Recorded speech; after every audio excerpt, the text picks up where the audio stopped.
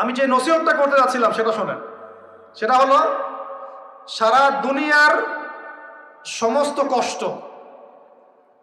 সারা দুনিয়ার যত কষ্ট, দুঃখ এবং যন্ত্রণা যা আপনি নিজের মনে করছেন যেগুলো আমার, মাদক আপনার এই কষ্ট দুঃখ যন্ত্রণা নেভাতে পারবে না। কি নেভাবে?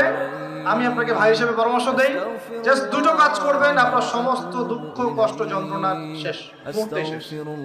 এক নাম্বার, সুন্দর করে ওযু করে মসজিদে গিয়ে আল্লাহকে সিজদা করেন, আপনার সমস্ত কষ্ট চলে যাবে।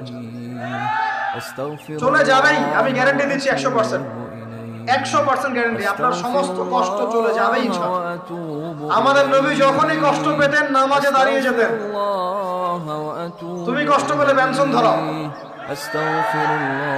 যখনই নবী কষ্ট পেতেন, তার কষ্ট মনে হতো, খারাপ লাগতো, কোনো কিছু উদ্বিগ্ন চিন্তিত হতেন, তিনি ওযু করে নামাজে দাঁড়াতেন আল্লাহু আকবার বলে। আর তুমি গ্যাস লাইটার বের করেই বাস ঘড়িটা টান দাও। অনেস্টলি বলেন দেখি, ওটা টানলে কি কষ্ট কমে? কষ্ট কমে না? পারে, আরো পারবে। যত আপনি জিগিয়ে রাখবেন তত পারবে। একটা মজার কথা বলি, বলে আমি আস্তে আস্তে শেষের দিকে যাবো, আলোচনা কিন্তু আরম্ভ হবে।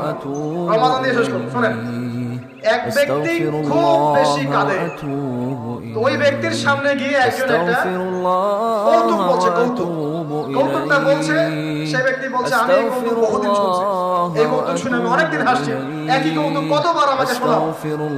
তখন সেই ব্যক্তি বলছে, দ্বিতীয় ব্যক্তি, যে একটা কৌতুক শুনে যদি তুমি বারবার হাসতে না পারো, তাহলে একই দুঃখের কথা মনে করে বারবার কাঁদো কেন? কথা বুঝতে পারছেন না? ঘটনা তো গনকে শেষ, ওটা আমার জীবন থেকে ওভার। ওর সাথে আপনার অতীতের সাথে আপনার এখনকার কি সম্পর্ক? এখনকার আপনি নতুন মানুষ এবং সেটা গনকে শেষ। অতএব মাদক আপনাকে সুখ দিবে না। সিজদা, ওযু করে সিজদা মানে নামাজ, এবং দুই সবচেয়ে আমার সবচেয়ে ফেভারিট জিনিস, সেটা হলো আল কোরআন তেলাওয়াত। আল কোরআন অর্থ বোঝেন চাই নাই বোঝেন, আপনি তেলাওয়াত করতে থাকেন, মনের সব কষ্ট চলে যাবে। এমন একটা শান্তি ফিল করবেন, এই শান্তির কথা যদি ওই যে পশ্চিমারা জানতো না, তাহলে এখানেই বোম মারা শুরু করতে পারত। কথা বুঝতে পারছেন? আল্লাহ আমাদেরকে বোঝার তৌফিক দান।